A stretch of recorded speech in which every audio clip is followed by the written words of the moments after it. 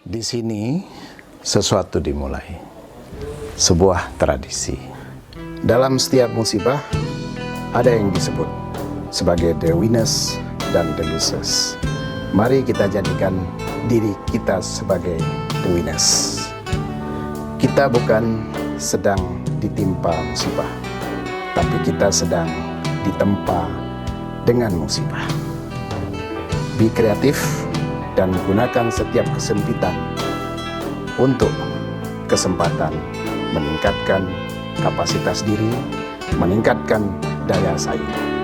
Menulis itu bukan soal bisa atau tidak bisa, tapi menulis itu adalah sebuah tradisi. Oleh karena itu, mari kita bangun tradisi menulis.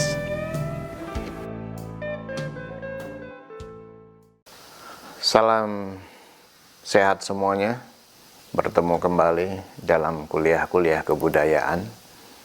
Saya punya satu pertanyaan.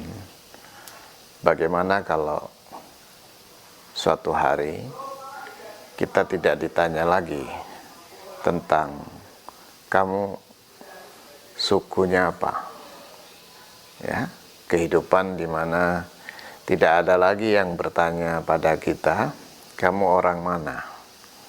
Ya, artinya suku tidak lagi menjadi sesuatu yang penting.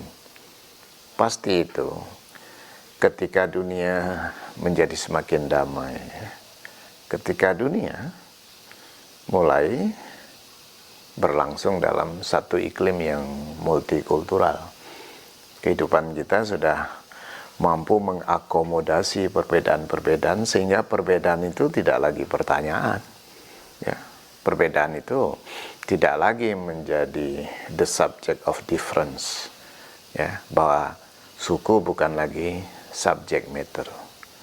Karena ketika suku menjadi subject matter, maka proses-proses objektifikasi itu terjadi. Suku kita tahu bahwa selama ini dia menjadi objek. Ya, bisa orang Jawa pun bisa jadi objek pembicaraan, objek untuk dikenakan pada stereotipe tertentu tentang orang Jawa yang halus dan sebagainya. Seperti juga tentu saja orang Papua yang selalu mengalami objektifikasi karena dia memiliki tampilan fisik yang berbeda atau yang khas, dia mengalami objektifikasi. Nah, objektifikasi ini seperti dialami oleh berbagai suku bangsa, ya bisa kita bilang hampir tidak ada suku bangsa yang tidak mengalami objektifikasi, seperti Cina juga ya. Orang Melayu juga ada the myth of the lazy native. Ya, itu mitos tentang pribumi malas. Itu kalau kita baca tulisan Syed Hussein Alatas, The Myth of the Lazy Native, yang diterbitkan Frankes, yang kemudian diterjemahkan ke dalam bahasa Indonesia. Itu bagaimana stereotipe tentang orang Indonesia, khususnya orang Melayu, yang dianggap malas.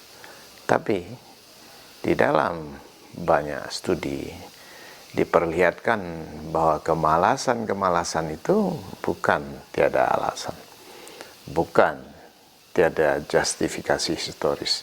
Dia punya landasan historis yang menstrukturkan kehidupan manusia menjadikan dia malas. Itu ada ceritanya. Nah, tapi kembali ke poin kita bayangkan hidup dalam satu dunia yang tidak ada lagi orang yang mempertanyakan pada kita, kamu dari mana, suku mana, karena semua kita sudah bisa merasa apapun kita, siapapun kita adalah bagian terpenting dan membentuk satu kekuatan Nusantara. Indonesia yang satu, Indonesia yang saling membangun siapapun dia. Tentu itu masih utopia, ya, satu mimpi kita bersama. Dan ada yang mengatakan bahwa ya kita tunggu, kalau kita nanti sama-sama sejahtera, kemiskinan itu sudah bisa kita turunkan, tidak lagi 17-15% ya tingkat kemiskinan, tapi mungkin cuma 5% ya angka kemiskinan. Nah, tidak ada lagi ketimpangan. Gini ya, indeks Gini rasio bisa kita turunkan ya. Jadi tidak berkisar 0,39 atau 41, tapi ketimpangan itu sangat sedikit. Keadaan ekonomi kita membaik, semua kita berkarya, bekerja ya dengan sungguh-sungguh menghasilkan suatu produktivitas tinggi, meningkatkan nilai kompetisi pada tingkat global, daya beli jual, daya jual ya dari barang-barang kita juga semakin tinggi. Ya tentu ini juga masih lama. Artinya apa? Kita membutuhkan sebuah transformasi sosial. Ya, transformasi sosial yang harus dibuat lompatan jauh ke depan adalah suatu transformasi sosial. Ketika etnisitas bukan lagi dasar kita berpikir. Orang Indonesia, kita semua masih kuat sekali berpikir etnisnya.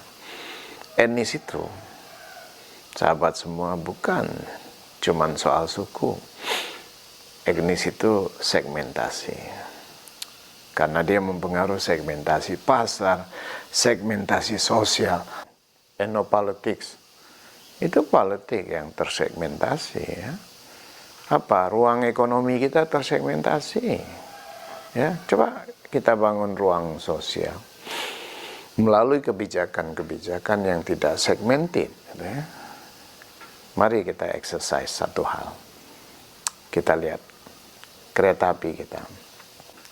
Jadi kereta api itu ya, adalah sebuah entitas karena harganya berbeda. Kenapa kita harus membayar dengan harga yang berbeda untuk tujuan yang sama?